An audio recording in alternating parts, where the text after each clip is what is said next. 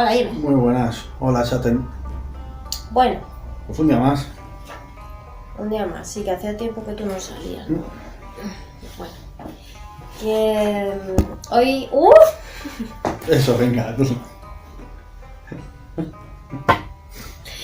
Sigue, sigue. hoy vamos a haceros una pequeña introducción al árbol de la vida en Cábala y luego su posterior desarrollo. Vamos a intentar que sea escueto porque el tema es muy amplio y no. Así que nada. Yo empezaré por hablar sobre el origen de la figura del árbol de la vida en la Cábala y luego Yemet pues seguirá Con la cábala hermética, digamos, con el desarrollo y específico sobre el árbol de la vida, ¿no? sí. En las órdenes mágicas occidentales. Cómo llega un poco hasta ahí. Eso. Bueno.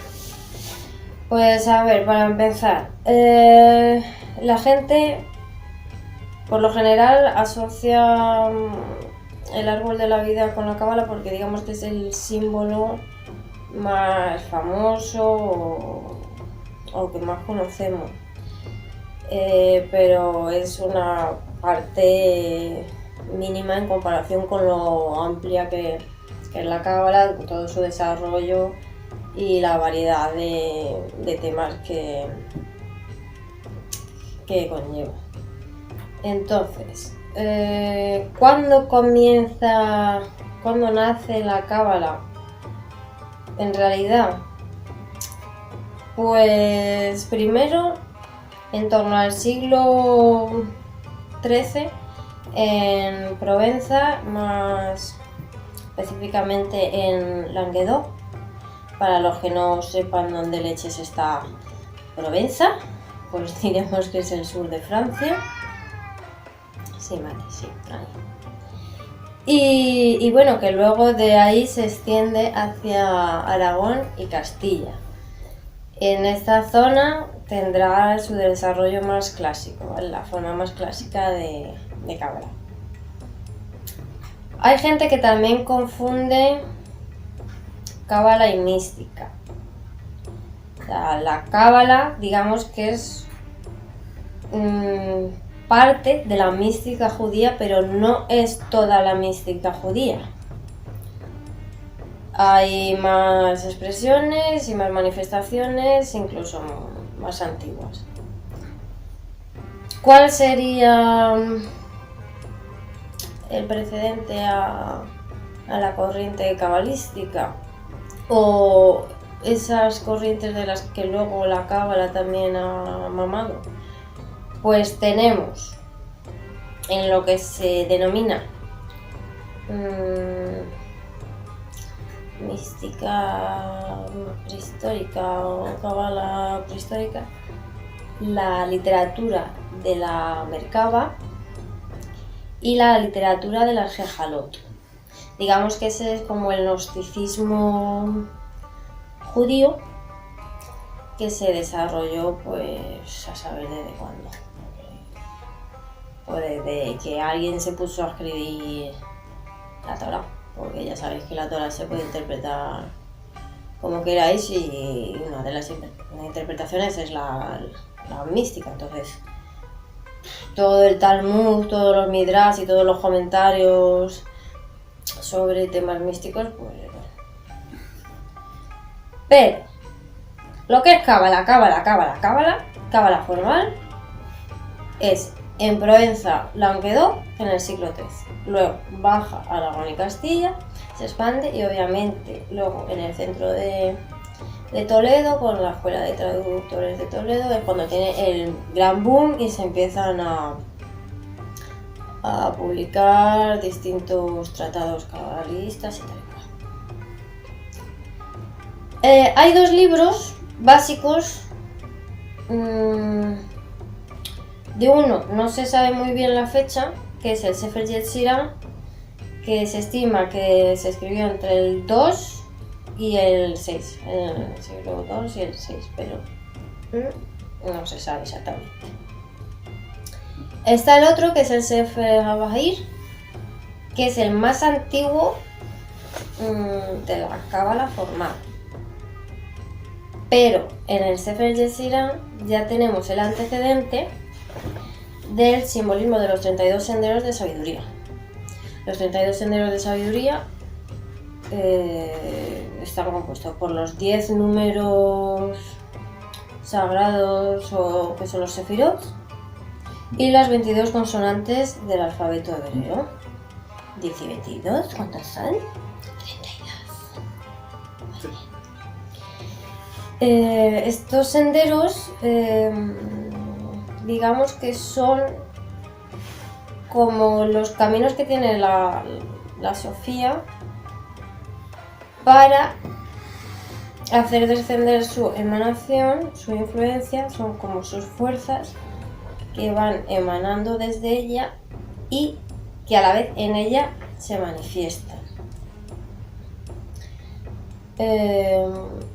¿Cuál es la primera emanación? Pues la del pneuma, del Dios vivo, que en hebreo es Ruach Elohim Hayim. ¿Qué es el pneuma? Que lo hemos visto también, lo podemos ver en la filosofía griega, presocrática y tal y cual. Pues mira, cuando dice aquí lo de Ruach, el Ruach es una palabra en cábala súper importante. El Ruach es el aire, el aliento y el espíritu. Lo que para los griegos era el éter, ¿vale? El éter divino. La naturaleza del pneuma es dual, ¿vale? Entonces digamos que en la primera manifestación se desdobla, aparece la dualidad, y de ella surge la tercera y la cuarta sefirot. Esto que os estoy contando es lo que viene en el Sefer Yetzirah. Entonces, del aire, del éter, aparece el agua y el fuego, representados por la tercera y la cuarta sefirot. Y luego ya empieza a hablar de que las 6 últimas sefirot representan las 6 dimensiones espaciales. Esta, como veis, es un esquema que no se corresponde con esquemas posteriores, en el que van a dividir las 3 supernales con las 7 inferiores. Pero lo importante del Sefer Yetzirah es eso, que aparece por primera vez el tema de los 10 números sagrados y las 22 consonantes que en conjunto conforman los 32 senderos de sabiduría. Luego, pues me he hecho notas. El otro libro que os decía, que es el Sefer HaBahir, por cierto, Sefer Yetzirah significa el libro de la formación o el libro de la creación. Y el Sefer HaBahir significa el libro de la claridad, digamos. Sí, el libro de la claridad. El de Yetzirah es que Yetzirah es el astral, claro. Es el segundo mundo. Sí. Claro. Yetzirah es Claro, formación, sí. creación. Y Bahir, la claridad, si no me equivoco. Bueno, pues el Bahir se data sobre el siglo XII. Y es donde aparece el elemento del árbol cósmico, ¿vale? Que en algunas cosas se puede equiparar al árbol de la vida, pero en otras cosas no, porque ya sabéis que el árbol de la vida en la Torá se le suele dar una interpretación más física, y este sería un árbol cósmico por eso, porque está representando esas fuerzas divinas de la creación del cosmos desde lo espiritual hasta lo material. Os voy a leer una cita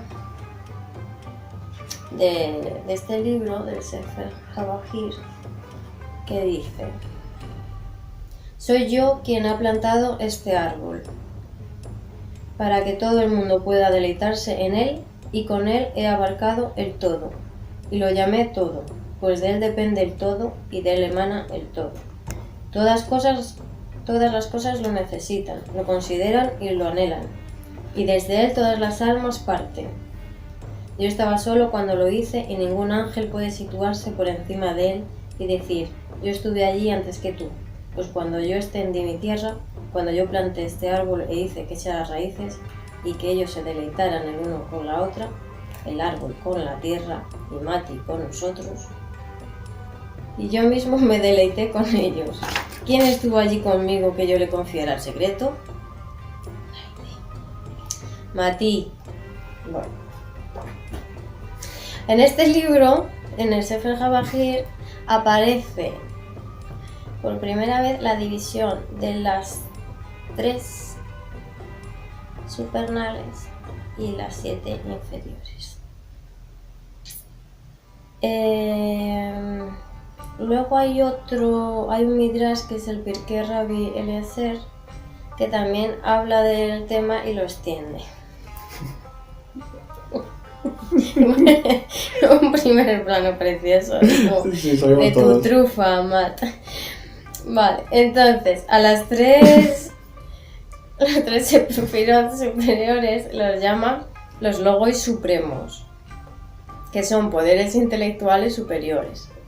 Son el pensamiento, la sabiduría y el entendimiento, ¿vale? Que corresponderían a eso con... Sí, sabiduría y entendimiento, claro. Sabiduría y entendimiento se siguen usando. Y luego, por otra parte, las 7 inferiores, que se utiliza la simbología del cuerpo, ¿no? Del hombre, incluso del Adán Carmón. Y que son las midot, que midot significa cualidades o atributos. Y aquí ya empieza, pues en algunos párrafos, llama gracia, otro juicio severo, otro gesed, otro din, otro perjad, otra verdad, y ya se empieza a liarla. Pues es un texto bastante contradictorio. Luego hay párrafos en los que coloca la séptima en el lugar de la novena, o sea que se cambian las secuencias y tal. Pero bueno, y finaliza con eso, como que la 10ª sefirot es la manifestación de lo femenino y la sejina. Entonces, pues es eso. Hasta que luego en desarrollos posteriores de los místicos cabalistas y gnósticos, que ya fueron intentando ponerse de acuerdo en la secuencia correcta que iba a ser la secuencia canónica posterior, pues no.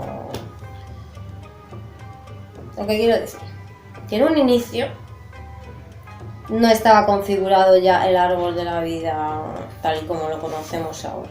Que eso fue un desarrollo posterior y que ya sabéis que la cábala es un organismo vivo y que siempre se ha ido transformando y evolucionando. Si queréis ahondar un poquito más en este tema, ¿vale? Porque es mucha información y hay muchísima simbología detrás, pues os recomiendo este libro de Scholem,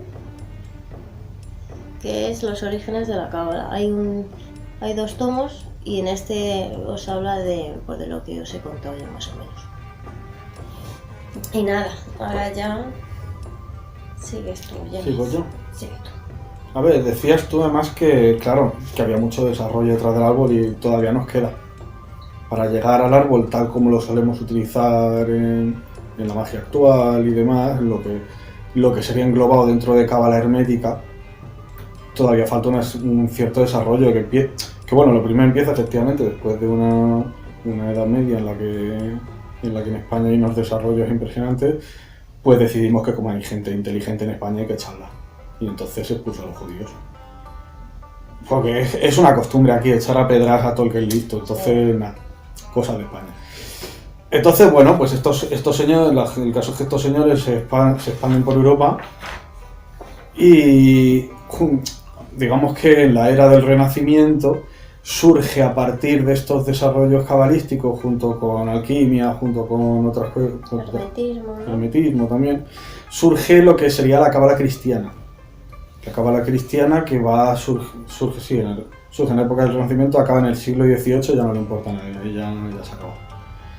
Y hay dos personajes importantes, yo creo, relevantes respecto a lo que estamos hablando del árbol de la vida. Hay un montón de personajes, pero particularmente, por un lado sería Pico de la Mirandola, que es, digamos, el personaje más importante, es neoplatónico, con lo cual tiene, claro, va a aplicar toda esta idea también de la realidad descendiendo y haciéndose cada vez más densa.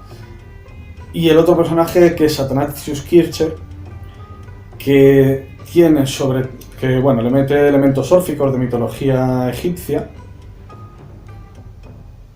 y que hace, especialmente es la persona que diseña hace el diseño del árbol de la vida que utilizamos ahora, es decir, el que tiene los 22 senderos de la forma dispuesta en la que lo conocemos. Pues pone, por ejemplo, poco antes, en la de Luria, Malhut está conectado solo por un sendero hasta Yesod. Sin embargo, en la que utilizamos nosotros, que es la de Kircher, está el sendero hacia Hod y está el sendero hacia Netzach. Entonces, digamos que ese sería un poco el precedente. Pero esto, claro, no se queda aquí, sino que en el 18, una vez ya está desaparecida prácticamente la cábala cristiana, primero hay un tipo en Francia, el Comte de Melet, que sugiere en Le Monde Primitif que puede haber una conexión entre estas 22 letras hebreas que se asignan a los senderos y los arcanos mayores del tarot. El quinto palo he leído que se llamaba por la época. El quinto palo. Todavía no se les llamaba arcanos mayores. Ay, qué gracia. Sí, es curioso.